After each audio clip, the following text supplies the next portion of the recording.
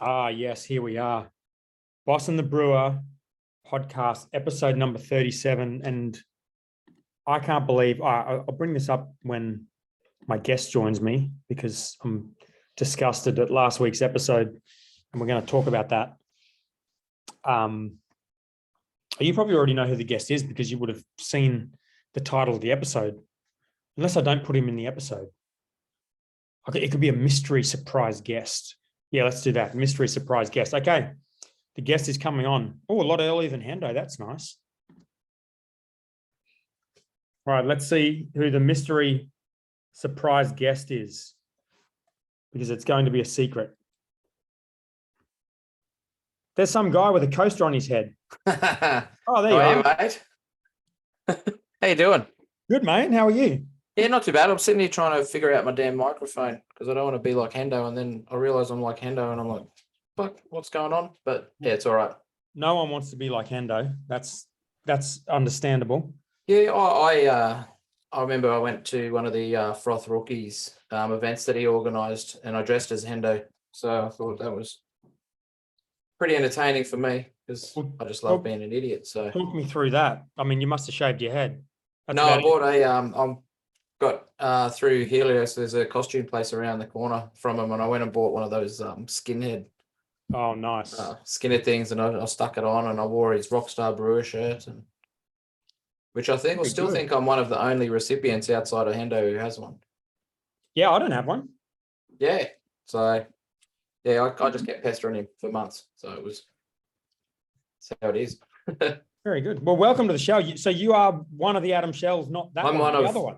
Yes, that's it. Yeah, I'm the OG. That's what I like to say. So. Well, you're actually the only Adam Shell in the 12 you pointed out the other day. Yeah, I'm surprised because I thought the other Adam Shell was in there, but yeah, I don't know. But, there are more of us out there. Believe me, I've got a whole Facebook group. So, Facebook group of Adam Shells. Yeah, I started one because. Oh wow! I just thought it's a unique but not so random name, and then when I started looking at it, I found there's about 4 in Australia. There's 3. There's a firefighter in Canada. There's a guy who owns a small brewery at a pizza shop in the States. Wow. So yeah, there's a brewery over in the States in Minnesota called Shell's Brewery, and they're like a classic German brewery, and they're like a craft, like one of the oldest craft breweries in the States. And yeah, our plan is to all go over there and have an Adam Shell meetup. But oh my God, that's amazing. Yeah.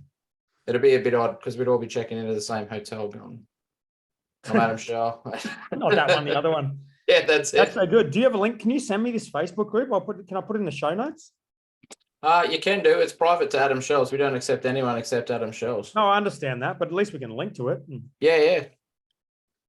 Let me have a That's incredible. Have you got a beer, mate? Yeah, mate. Yeah, of course I do. Sponsorship, or what are you working with? It's one of my sponsor beers, so the Helios Medusa Black IPA. Oh, yes. So yeah, I was stinking around in the fridge, and I got a big beer to finish with, so depending on how we go. So nice. Well, the Medusa's made at least 2 appearances on this show, I think. One from me. Yeah, good feedback too. It's always welcome.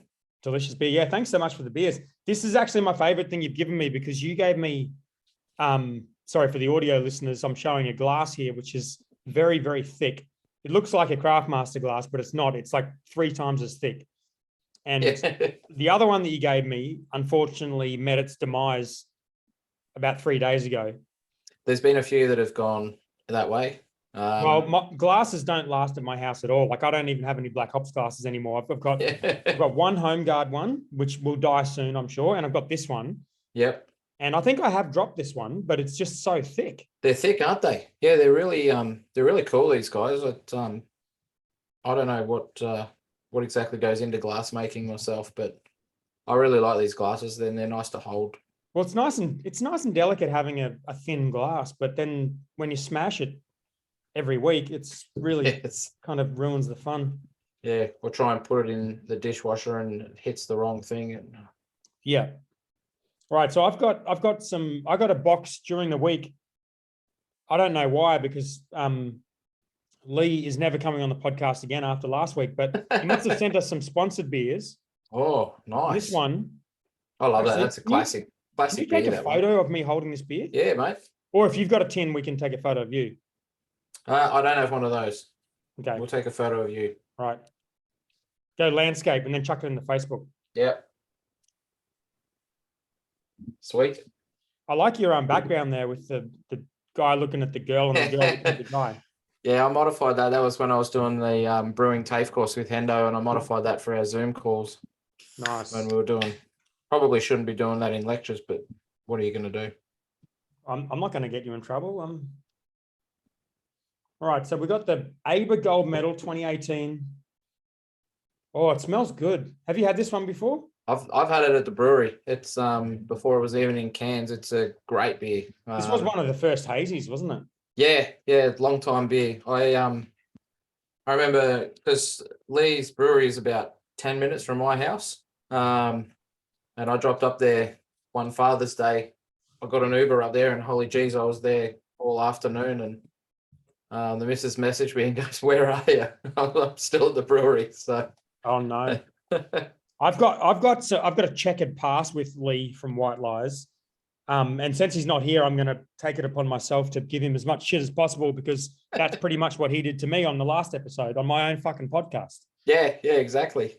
But the biggest thing I have with Lee is I've never been to his brewery. And I don't know if he knows that. I hope he doesn't, because I've been to every other brewery, I'm pretty sure. He will now, Queensland because he listens to the podcast. Well, so I hope he doesn't now. listen this week. But I just have never been. I feel so bad every time I think of going to Brisbane. I'm like, fuck, we've got to go to Lee's, and now it's gone on too long. Yeah. I feel too bad to go there and be like, oh, look, it's the first time I've been here. Yeah, but you can just say, you can go to the production brewery and be like, oh yeah, check it out. Oh, what's happened? Yes. What's changed at the old place? I might drop it in there. True. Yes. Yeah. So is he keeping the old one as well? I honestly don't know. I've heard all sorts of rumors, and I'm not sure who knows them and what's true. But yeah, last week he was saying that he's looking forward to opening a tap room at the new site. So that sounds really exciting. That's That'll a be big good for one it. too. I think he said a 300-person tap room or something. Yeah, it's going to be a huge thing. Well, I feel really bad about that. And then the other thing I feel bad about is when I was first getting into craft beer, this is, God, it must be 10 years ago. I had one of his, and I was just in the habit of putting just honest reviews on Untapped about the beers I was drinking, which I stopped after this. But at the time I was like, if I like it, I'll give it 5. And if I don't like it, I'll give it 1. Yep. If it's just not my preference. And he had a sweet chocolate stout that was a very good beer. It was just sweet. Yep. And I put it on Untapped, and I put like 1 star on it, and I said it was shit because I didn't like it. And then he saw the review, and I didn't realize it was like, oh shit, this is like real people who make this stuff. I feel really bad.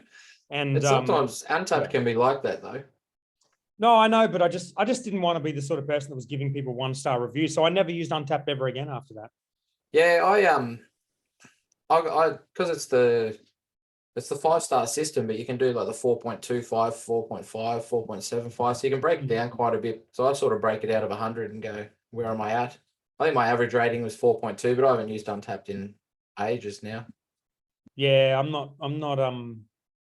I sort of, after that, I sort of just tapped in our beers, giving them 5 stars because I was completely biased. And then I just had zero reason to use Untapped at all. Yeah, we got a funny review back from our Kronos White Stout on Untapped, saying, "Oh, it'd taste better if it was black." And we were Stop. Seriously, that's yeah. I mean, what can you do? Some people just. What? So, how are you guys going? What's happening over at Helios?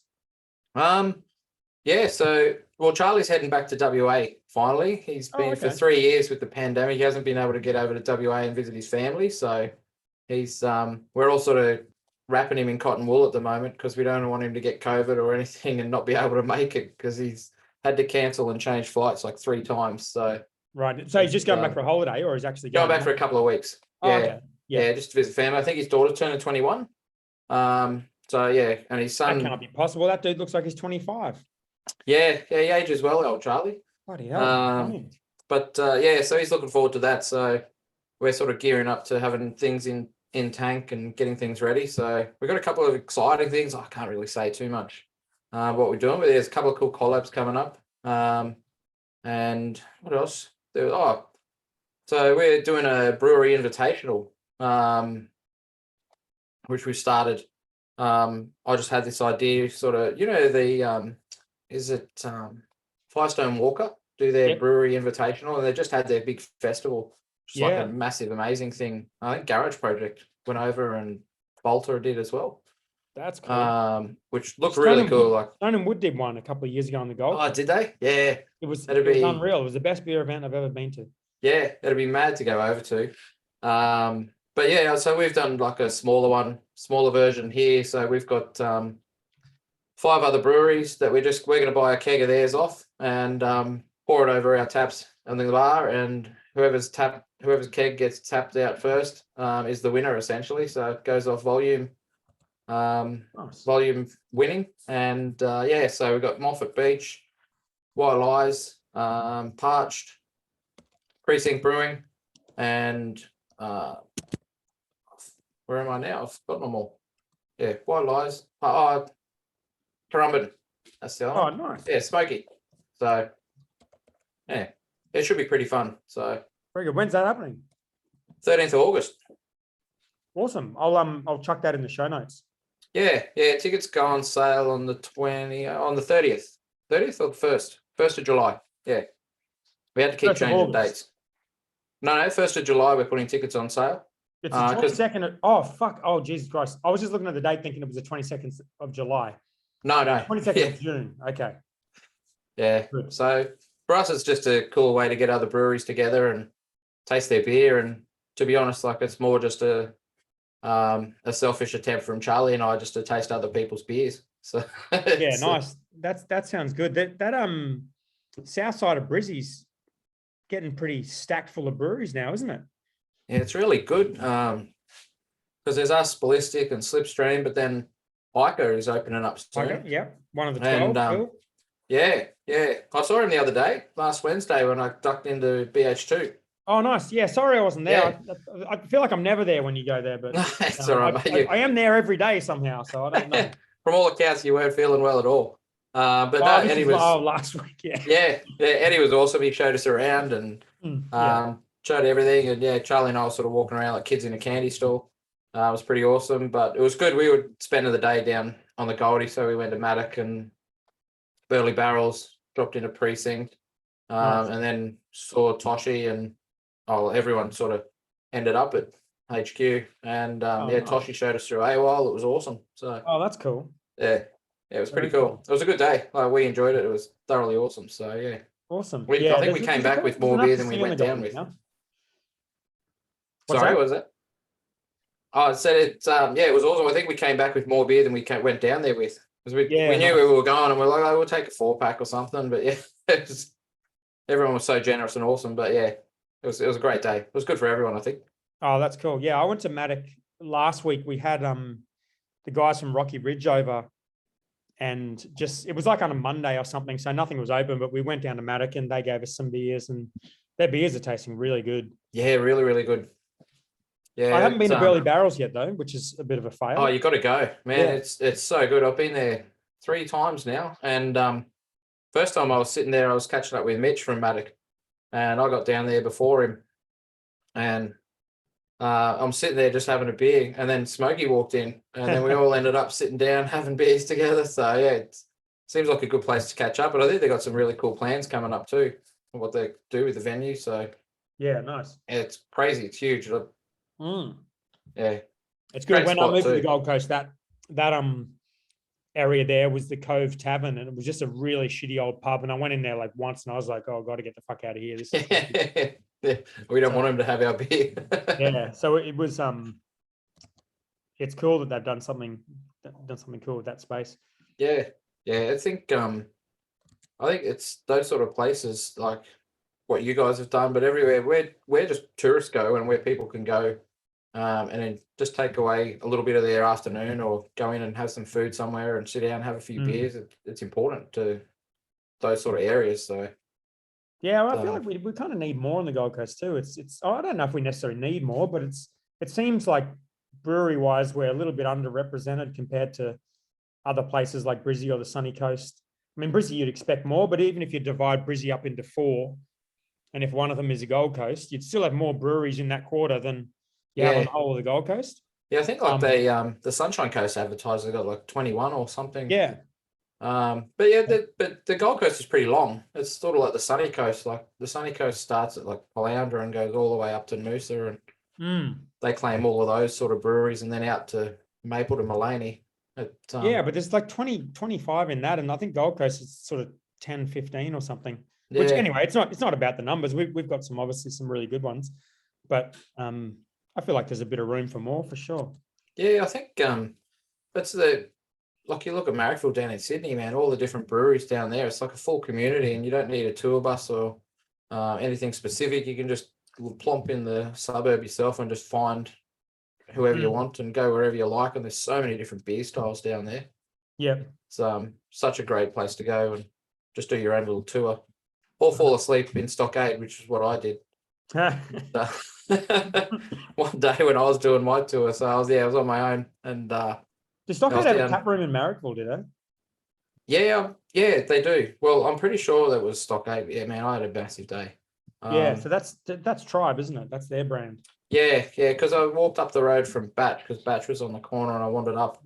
And then I came to. I sort of came to. I must have been sitting there all right, but I sort of woke up and I had a glass of water in my hand, and I'm like going, oh, that's nice. And I had the water, and I looked at this dude standing next to me, and I was like, oh, did you get that for me? And he goes, yeah, mate. And I went, oh, thanks.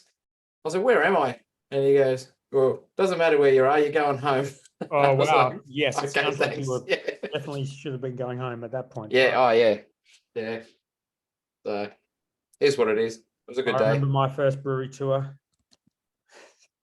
Yeah, that's the sad thing. It wasn't my first one, but I was down there on my own. I was making friends at every brewery and just having a laugh. So I actually wore down Brewski's, my beer dealer, the Frost Society shirt. Oh, yeah. And there were a couple of other Brisbaneites down there that recognised my shirt and caught up with them, had a few drinks with them. And that's cool. Yeah, they wanted to keep drinking, but they had to get a flight. So too sad for them. I was kicking on. you were off to sleep, but yeah. Yeah. Right. So for last week's episode, a couple of comments. It's hard to find good help. That's one thing. So I don't know if we'll be inviting Lee back on because it was a pretty average performance. An over 40. I actually enjoyed it, I must say. I actually enjoyed listening to Lee's yapping on, because half the time you get out of him a whole bunch of nonsense, or he wants to come at you with big ass beers that you can't handle. So yeah, I actually enjoyed it because he actually listened. He actually sort of sounded like he enjoyed the chat. Jesus, I'm trying to sneeze and mute myself at the same time, and it's difficult. Please don't say anything nice about Lee. Can we just agree to not say anything else nice about Lee? Because I think we've been way too generous. This over 40s brewery tour scooter gang idea. That's rubbish. Yeah, I've never ridden a scooter. My wife's Vietnamese, and every time we go to Vietnam, she's the one who's doing the driving, and I'm on the back usually with a beer, normally like a 333 or anything from Singapore or Saigon. Saigon Lager always gets a good run over there. Nice. But yeah, I don't ride the scooters. I'm a passenger. Well, I don't ride scooters either because I'm an adult. So I'm going to leave that one for Hendo and Lee. Partaguile sounds like something out of Stranger Things. What the fuck were they going on about Partaguile? I don't know what that was about. Oh, so yeah, Partaguile's that. I think it's when you can brew like a really high strength beer in one set. One's you mash and you run it off with your target, and then you re-sparge, I think, and you can get a lighter style beer, and you can do it like 2 or 3 times. I think over in Germany and Belgium and that they do it a couple of times, and so you get your high strength and your mid, and then you get your light. My observation is it sounds like bullshit, and it sounds like they were geeking out. So I don't believe it. The other thing is they totally missed the fact that it was episode 36, which is a derivative of 12. 100%. That's a big no-no in here. How did they miss that? It was a Yeah. milestone episode. We have to wait to 48 for another one, and they completely glossed over it. You can call it, I reckon, on episode 39 because that'll be 36 plus GST. Oh, okay. So you can do a rescue attempt. I wouldn't 40. Yeah, if you round up, actually. Yeah, round up to 40. Round up. Yeah. Yeah. Okay. Well, let's leave it and see if Hendo ever recognizes when we get a multiple of 12, because I feel like he was better when he used to drink. I drank with him on Saturday night, just gone.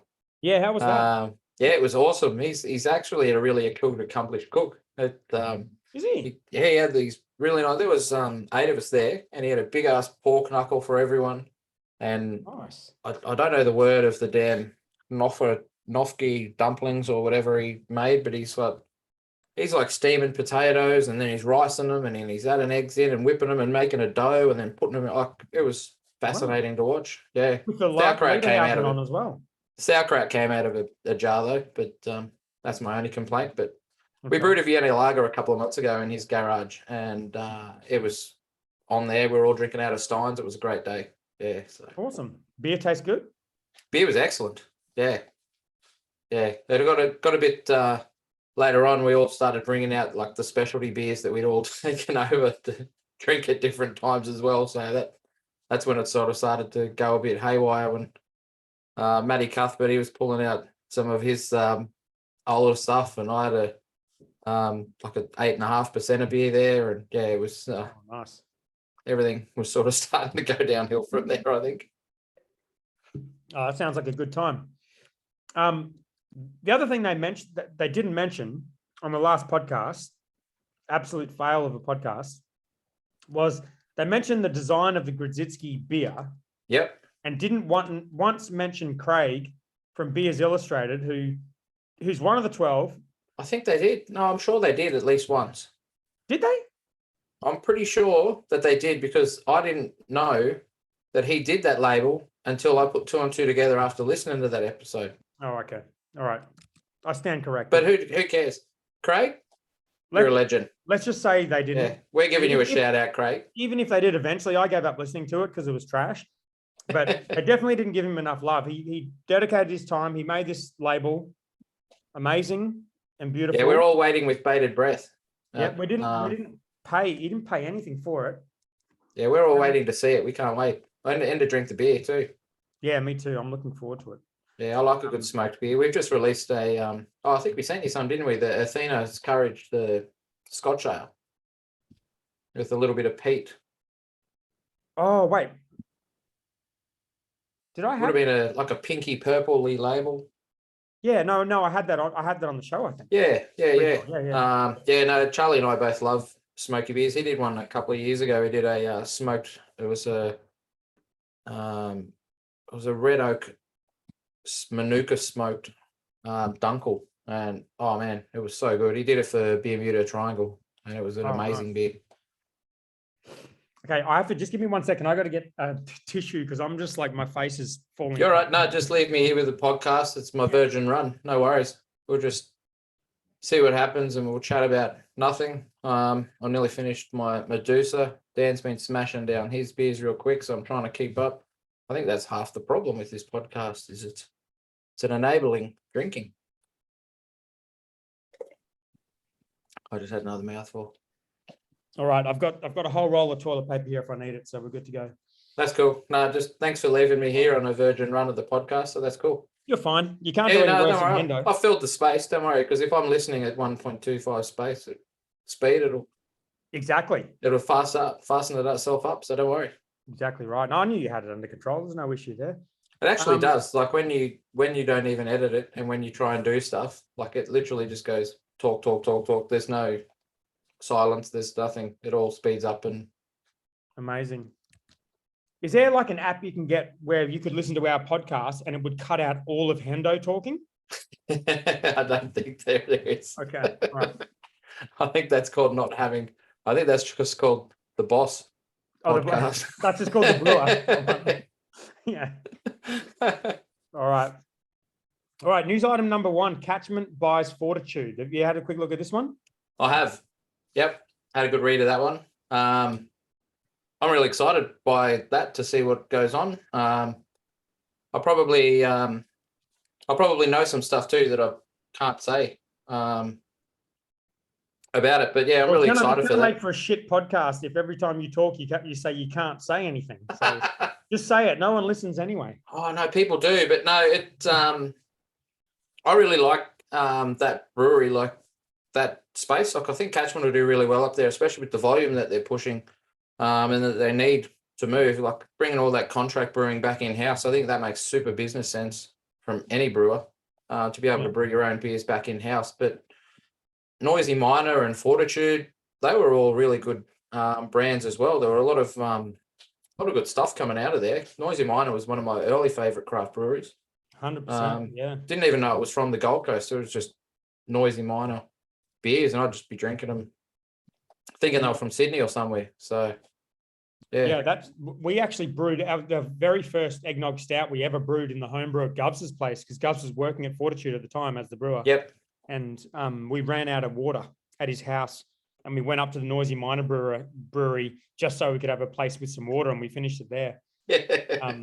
But back then, Fortitude were absolute top of the game when it came to craft beer. Like even the Hottest 100, I think that year they had like 3 or 4 beers in the top 10. The beers they were putting out were phenomenal.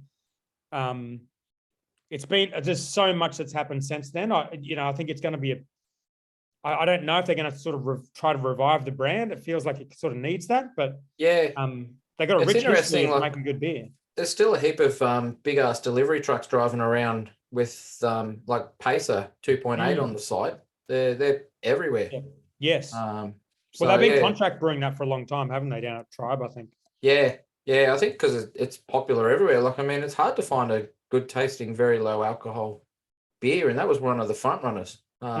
Such a great really name came out. too. Yeah, best name.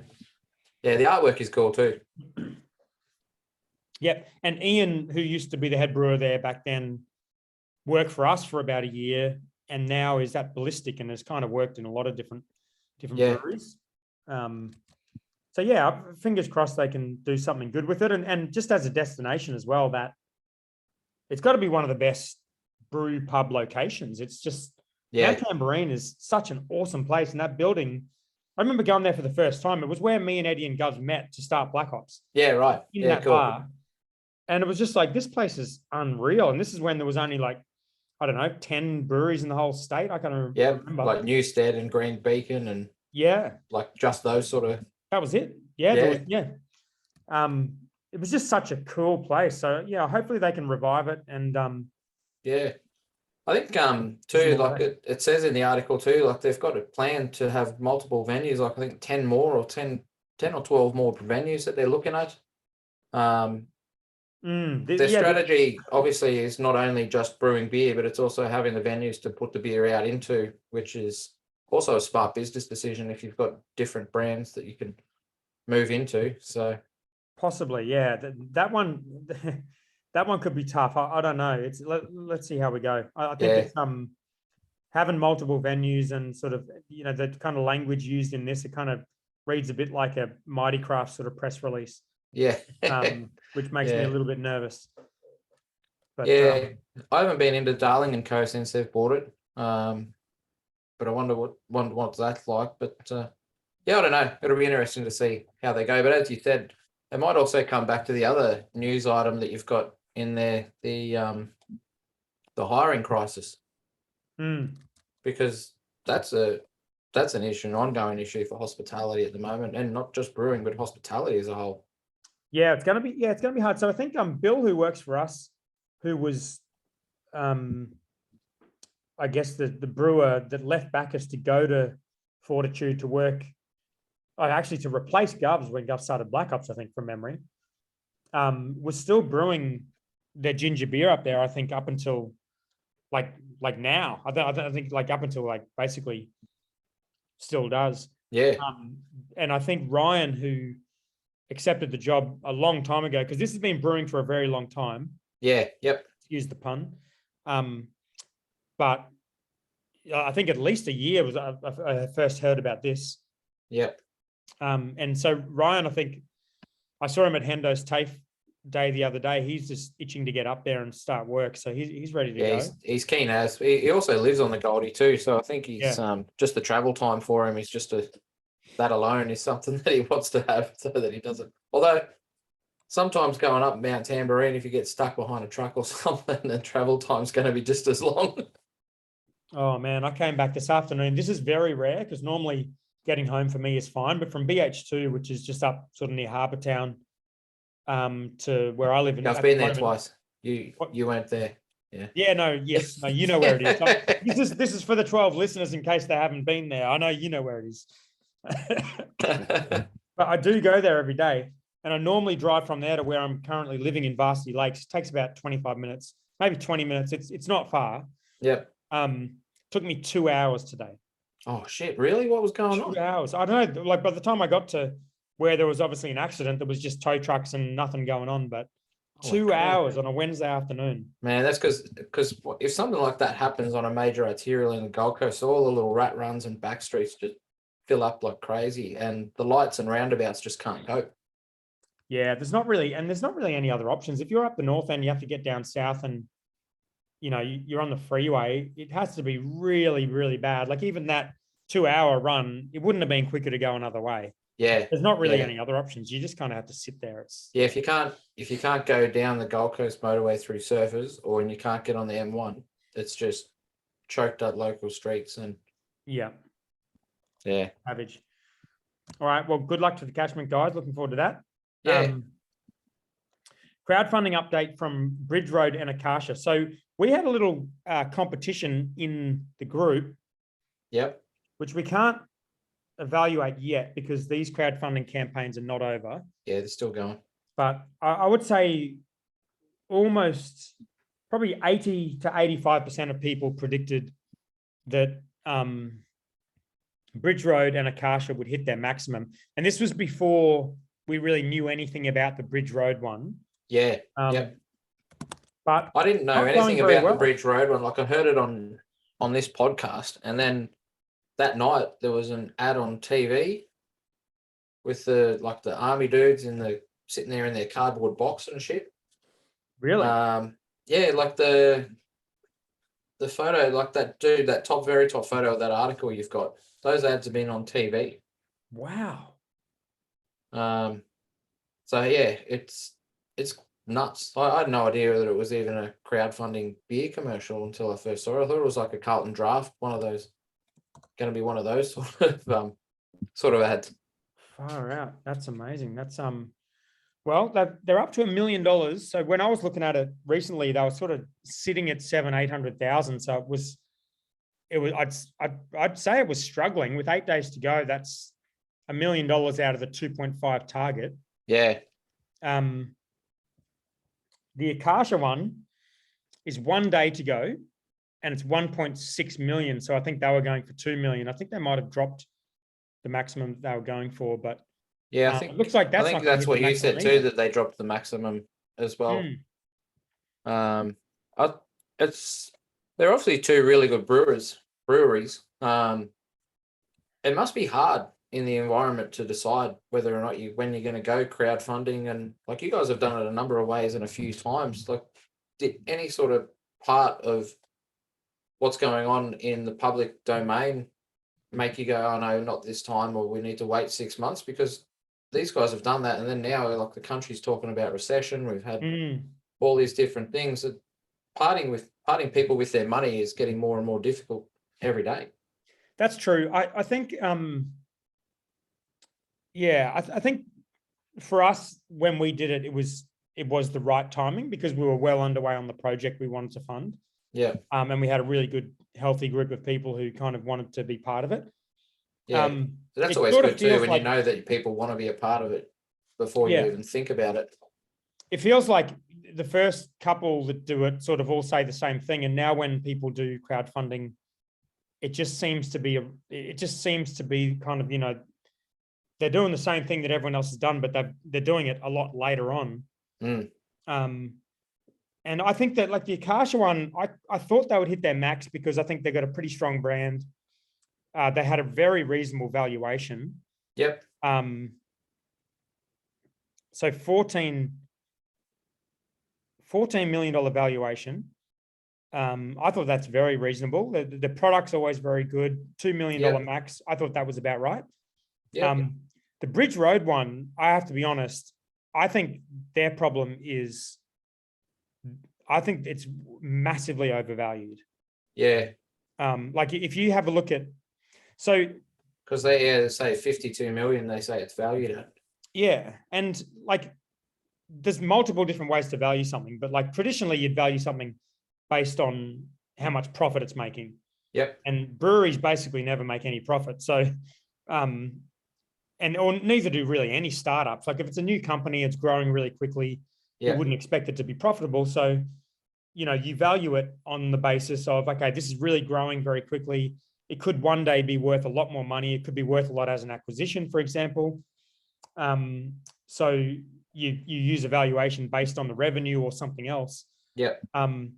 But you can't have a really super high growth company that is 17 years old, and that's what Bridge Road is. It's not a startup. It's not a new company. No, not profitable.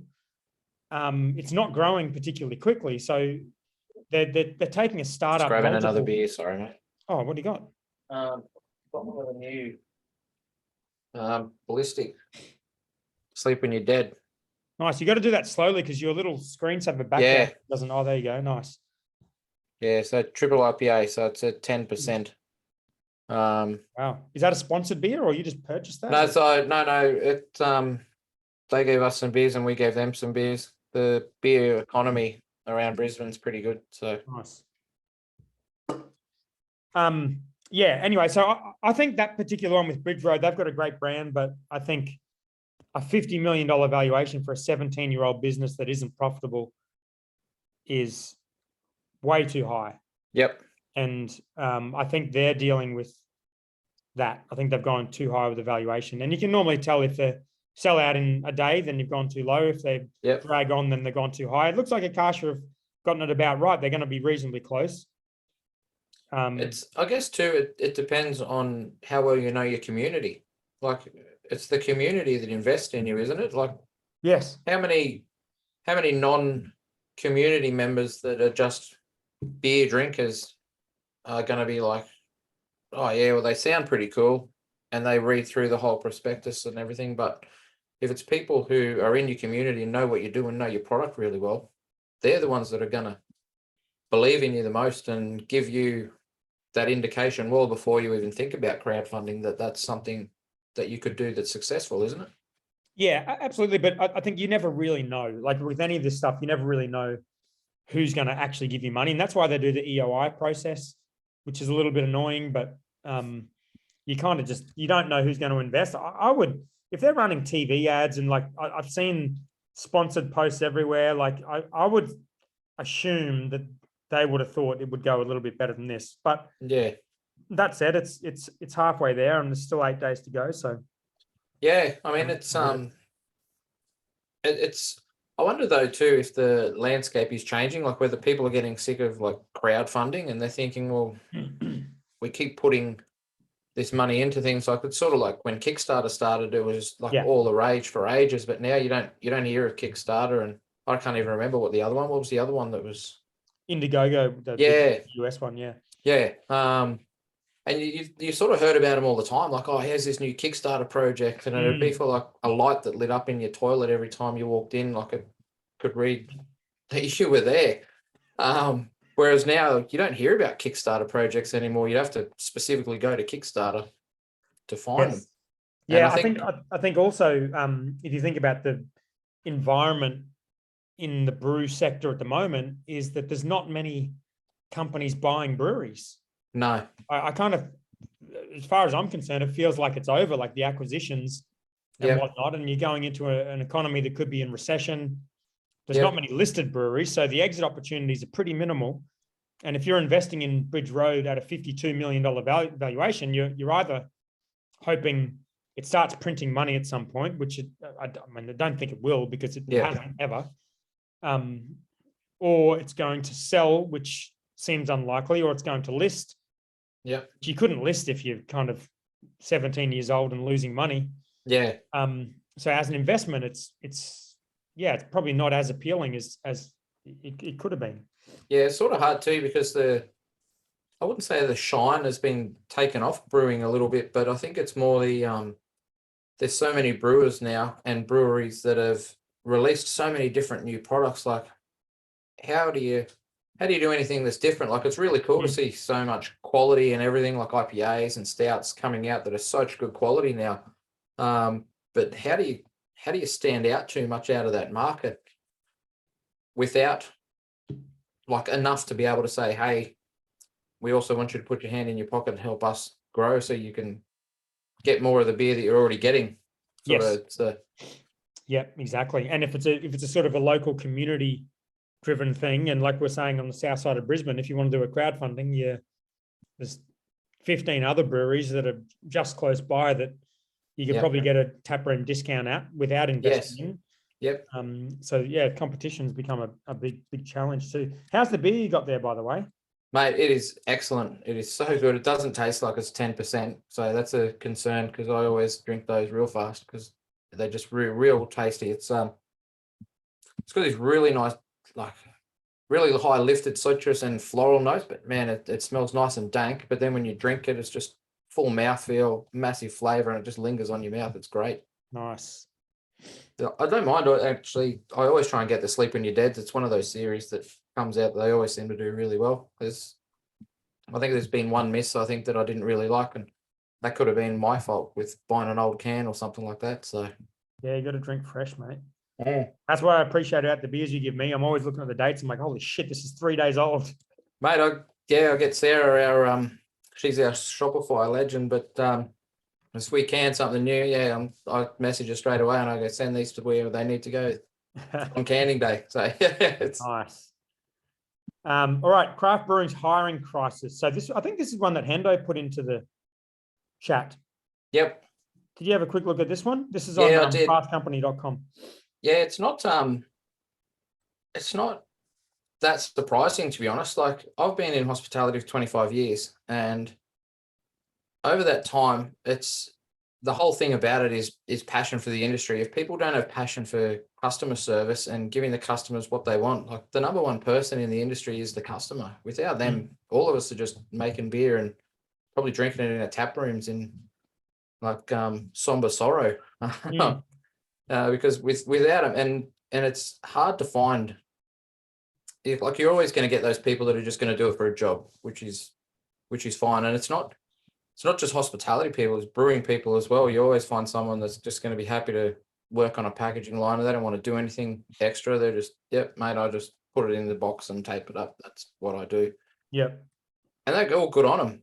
But you kind of want, we're a people industry. Like, breweries are people industries. We're not like the small craft breweries are people industries. We need more people than we do the big guys to make our businesses run. And to be able to get people through the door, you need personable people.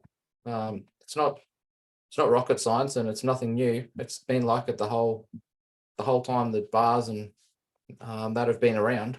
It's sort of, you go out to bars so that you can be somewhere where you're not at home and get good service and good enjoyment, things that you don't have at home. So actually, I listened to the Brews News podcast this week with Miles.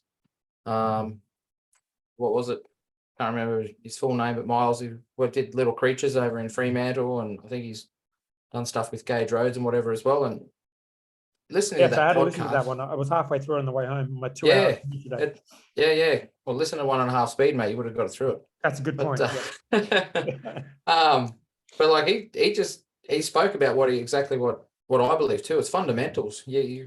Every single job has fundamentals, and the hiring crisis, I think with COVID-19, a lot of people tried to find something that they could do to get them out of where they were at, to move to survive. Basically, I know a lot of people that are struggling to live with bills and living week to week. It's going to be a while for a lot of people to recover, and before people feel confident again to be able to go, well, you know what, it's a little bit less job to go for that, like a little bit of job, less security, but it's something that I enjoy. So I think that quality of life at the moment, we're still sort of no, we need more money at the moment, and rather than our quality of life comes down. So Yeah.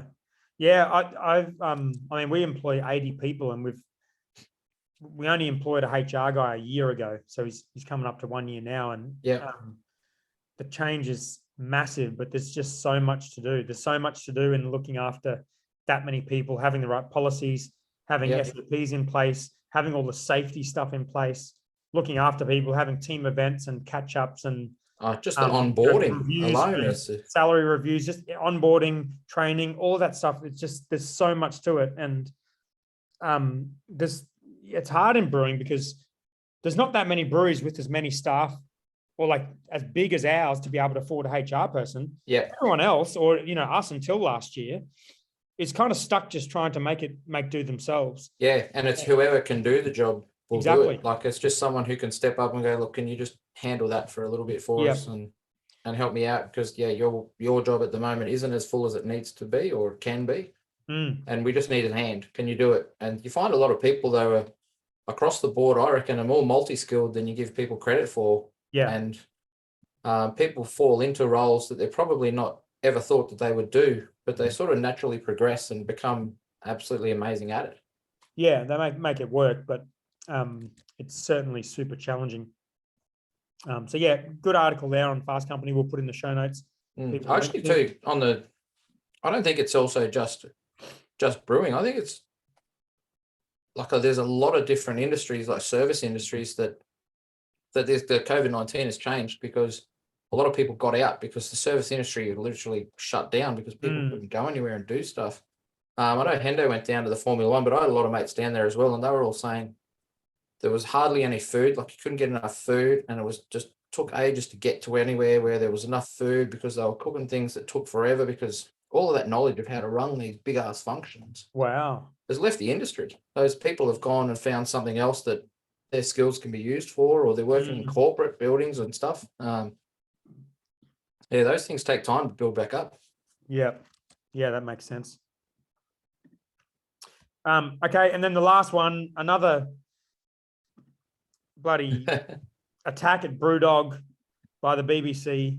Is what annoys me about, well, a couple of things. First of all, if you look at the BBC website under the topic Brewdog, every single article bar one in the last 12 months has been negative, and that's out of 18. So I'll put a link here in the show notes. You scroll through Brewdog, there's 18 articles, all with something negative about Brewdog, except for one where they say something positive. And they follow the same format every time. They put a photo of the founder, which isn't a particularly nice one. They, draw attention to some obscure fact that sounds really bad, but then when you read the article, turns out to be a big nothing burger. And they've done it again here. So do you reckon, though, that like Australia is famous for saying, tall poppy syndrome and blah, blah, blah, but I reckon the media use the tall poppy syndrome as their own bashing system to be able to try and pull people down, because they know that it'll get eyes on the page. Exactly right. I mean, they can sell ads against this. So if you look at this on Brewdog, that's exactly all it is. And this is what I don't think people know. All that the news sites are to make people watch the ads that they put on the news articles. That's what the news is for. That's how they make their money, and that's all that it is. So the more outrageous and gregarious they can make their headlines and make people get to that page and read that article, and they can put up any shit things now. There's like shit all down the sides, unless you've got ad blockers and stuff. And then now even the news sites know you've got an ad blocker and they won't let you read the content. It's a business. 100%. Yeah, it's not about telling you what you want to hear. It's about making money off the advertisers that want to have your eyes. So exactly. And this article, like this, the whole point of this article is basically they say, okay, Brewdog approached Heineken about partial sale, which is misleading, because when you get into talking about it, it just says something about an email where he sends a reply back to the Heineken people, which was a nice reply. Yeah. I mean, that's fucking ridiculous. Like I literally today got an email from the guy who used to run M&A for Coca-Cola. And he sent me an email today that said, oh, you would have heard Coca-Cola are no longer in the M&A business, in the beer business in Australia. I'm moving on. I'm not exactly sure what I'm going to do yet, but it's been nice to be in contact with you. Thank you for being friendly. Yeah. And all the best in the future. And I replied back, like I have every other time he's contacted me, and said something nice and said all the best in the future. Like, I'm not going to be an asshole to the guy. Yeah. Yeah, like, exactly. I'm happy to take an email from anyone from any company and be nice to them. Yep. It's not fucking news. No, it's, I think too is that, but that's their job. Like, journalists are able to turn things around, and then they use like facts to back up their story, because they just stuff it full of information that they know, which is either A, common knowledge, or B, words that they can twist around. Or it's the same shit. Like in this one, like that they have this first revolutionary piece of information that, you know, he sent an email to some guy from Heineken, and then the middle half of the story all talks about the same shit that the other article talked about, which is another nothing burger. Yep. And then at the end, it says something else about this fucking Heineken thing. And like, apparently the investors are looking for outcomes, as if investors wouldn't look for fucking outcomes. Well, yeah, look, there's two paragraphs that are pretty much exactly the same. Like the first one underneath the bold heading where it says leaked emails from 2018. So this is like 4 years ago already. Yeah. Like, it's not even recent. But I wouldn't be surprised if it's because like they would know what hits home, and they would be looking at their 100%. analytics and going, oh, Brewdog, we had a huge hit there, but it started to wane down. What else can we say about them? Oh, Yeah. okay, here's this thing. But then further down in the article, they've got it again. But they've just got a 3-sentence paragraph, exactly the same thing, but just different words, sentence structures around the back.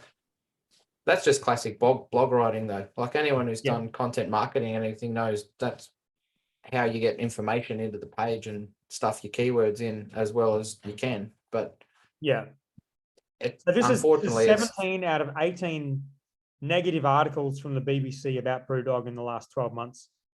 And the worst thing about it is I only saw this because, like, this is not in my list of websites to check every week about beer.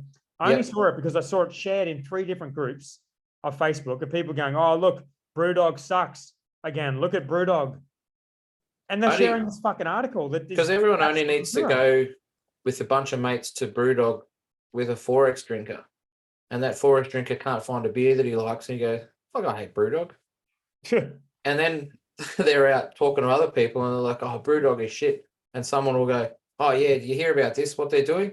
And then those people go, oh, not really. And then they'll be the ones putting it on their social media and stuff. It's not, I'm kind of indifferent to Brewdog, like, because they're so big now. Like, I love the venue. I reckon the venue Brisbane's great. I reckon the whole ethos and a lot of their beers are absolutely amazing. And I, even as a home brewer, I used to download their PDF every year that they do for home brewers. Exactly. And brew a ton of their beers. Who knows what goes on at the top? You only hear what you want to hear. You only hear what gets released. Not even to the media. You have to go digging for all of that stuff. And companies that size are super secretive about what gets out. Like, they've got media teams up the wazoo. But you got to also go on your own experience. Like, I've met one of the founders of Brewdog. He was super, super nice. I've met a bunch of people from the Brisbane site. They were all really nice. The beers have been really good. What they did in Brisbane was amazing and really showed us what to do. Like, anyone else could have built a brewery there. And all we did was sat here and complain that Brewdog got some grant to do it. Yeah. I mean, where was everyone else when this brewery was there in this perfect location for a brewery? Everyone else thought it was a terrible place to build a brewery. Yeah. Have you been in that cold room? Kudos to them. And the contact I've had with them all, they've all been really good. So I'll go on that. Have you been in that cold room out at Murray? No. It's like you could fit Helios's brewery in the cold room. Nice. It's fucking huge. I reckon you could base jump from the roof. It's the biggest cold room I've ever been in. Solid. All right. Yeah, I don't bash Brewdog, but I'm not a super supporter of them either, because I don't know the people. Like, I love going to breweries where I know the people, and I know the small operators, and I get to talk to those people. And I haven't met those people. The guys at Brisbane are awesome, and I love those guys as well. But yeah, it's, I don't know. I don't love them. I don't hate them. It's I can't wait to go to the Fortitude Valley venue though when they do that. I reckon that'll be a good experience. Yeah, they announced some really interesting ones. I think we covered on the show a couple of weeks ago, but they've definitely got some interesting venues coming up. Yeah, I reckon it's just the start. I reckon they'll be putting them everywhere. All right, we have 12 questions, and normally this is a bit of a shit show because I only check it live on the show, and who knows what's going to be in here, but let's see what we got. All right. We got first question from Steve Hendo Henderson. Which Adam Shell is on the show? I still don't even know. Yeah. It's do you want to know? Do you want to know the story with the other Adam Shell who lives up here? So he used to live down in Sydney, but I friended him. He was the first one that I found in your group. In the group, yeah. And I messaged him, and he's like, I friended him on Facebook because that's what you did way back when. And I was like, "Hey, I'm Adam Shell as well. Just wanted to reach out to other people with my name and say good day."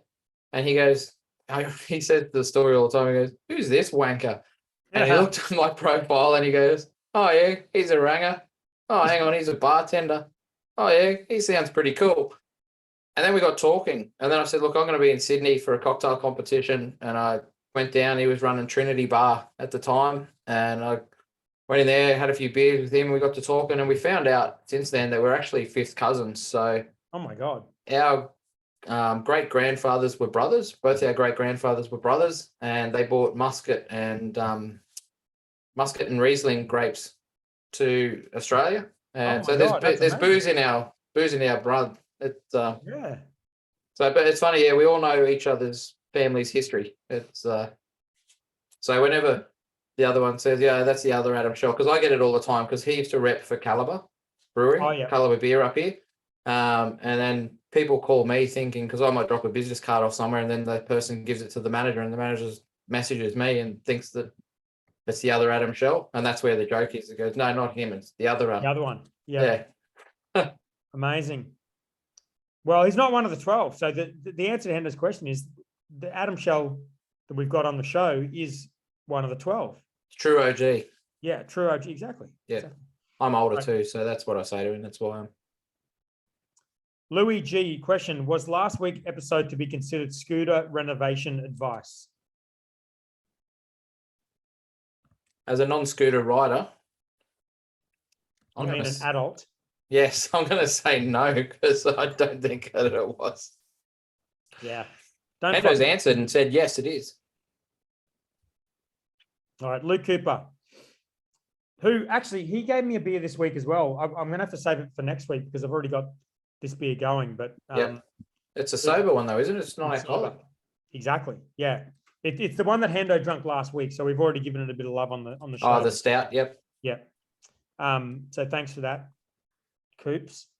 The Royal Agricultural Society of New South Wales have announced that the 2023 Sydney Royal Beer and Cider Show will require all entries to be made from 100% Australian grown grain and over 85% Australian ingredients. Jesus. It's an interesting move, but one I support. Ew. Anyone using Marisota or Viaman, there's a whole heap of them. Yeah, why would they want that? Why does that matter? Maybe they're trying to stand out from the crowd. Like the Melbourne Awards are so big, and maybe that's what they're trying to do. Maybe they're trying to say, no, what can we do that's unique and different, and will attract a different crowd. Like there might be little breweries out there that go, I'm not going to enter. Like I'm never going to win. And all they do we won it when we were little. That's the whole point. They have categories for little brewers.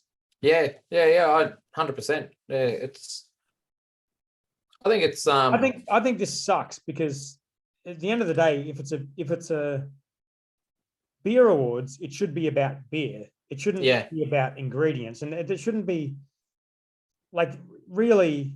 It should be celebrating what people are doing every week. And you should look at what you're doing every week and be like, okay, this beer that I'm making, that is the beer that everyone wants to buy, is the one I'm going to submit in this category. And I'm going to brew it fresh, perhaps, for the event, so it's nice and fresh. But other than that, I'm not going to make something specific so I can get a gold medal at the awards.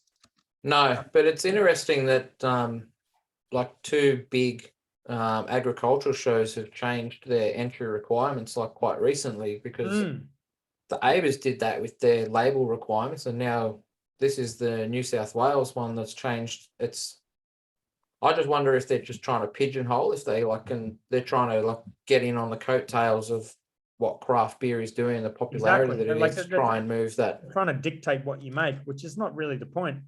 No. The point is to kind of submit what you're already making and, weigh it up against the best people in the industry and hope you do well.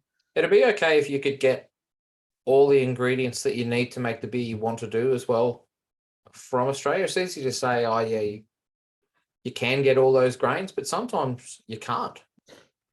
Exactly, but also you want people to submit the beers that they're selling regularly. You don't want them to brew a specific thing out of a specific grain because that's what the competition wants. You want to send your core range and a couple of limited releases in and get those judged based on how good they are. That's the point of beer awards. I wonder though, where does that line get drawn to? Because do they know that, for example, Cinema is made from grain, and we use that as an agent to colour the beer? But is that considered in Australian grown grain, or is that considered an adjunct because you don't use it in the mash?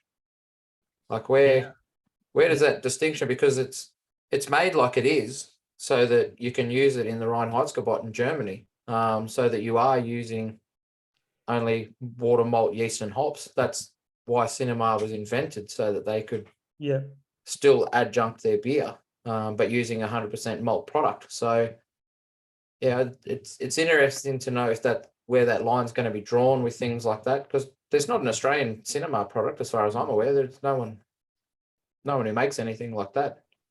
But also, how would they malt-based. actually even know? Well, that's it too. They wouldn't know. Just send in normal beer and go, I use Barrett's or Voyager. Yeah, Luke says it's an interesting move, one that I support, but he has a brewery that is very focused on Australian native ingredients. So he's pretty patriotic, I reckon. and so he should be. Good on him. But I think, as you said, I didn't even think of that, how they're going to police that. How the beer's already made. You don't have to submit your recipe. Oh, exactly. No. Having a one award category for locally sourced materials or whatever would make perfect sense, but for everything that just seems silly. But anyway, they're doing their thing. So there it is. By the way, that's the end of the questions. Pretty shit effort from the 12 this week in terms of questions. Yeah, I didn't feel I needed to add a question today, as I usually will add one, but you could have asked yourself a question, I suppose. Yeah, but that'd be a bit vain, wouldn't it? Me just writing in my own question. I haven't seen you or Hendo ask yourself a question. That's true. I will do that next week. Yeah. All right, mate. That was good. Good little. Too easy. I would say significantly better than Hendo and Lee. No talk of scooters. Just quality bloody content. That's what I aim for. Well done. I think you and I are from a very similar vein. I've come from social media marketing and online IT from a lot of big backgrounds. So I listen to a lot of stuff you say, and I'm like, I nod along. I go, yep, that's exactly my train of thought too. So, very good. All right. Well, thanks for coming on the show. And I wish this was 36 because we would have celebrated, but it's not. It's 37. But whatever. You can finish in. I'm trying to work it out. Yeah, it's been an hour. It's pretty much an hour podcast. So that's 60 minutes, which is derivative of 12. Oh, that's true. Okay. That worked. Wait. What does this timer thing say? I don't think this tells me how long it's going for. Oh, it must be close. If I cut out the bit where I disappeared, I reckon we're bang on. Sweet. That was some of my best content. Yeah. Right. All right, mate. Cheers. No worries, man. Thanks for coming on. Not a problem. Have a good one. I'll see you soon. No worries. See you, mate. Mate.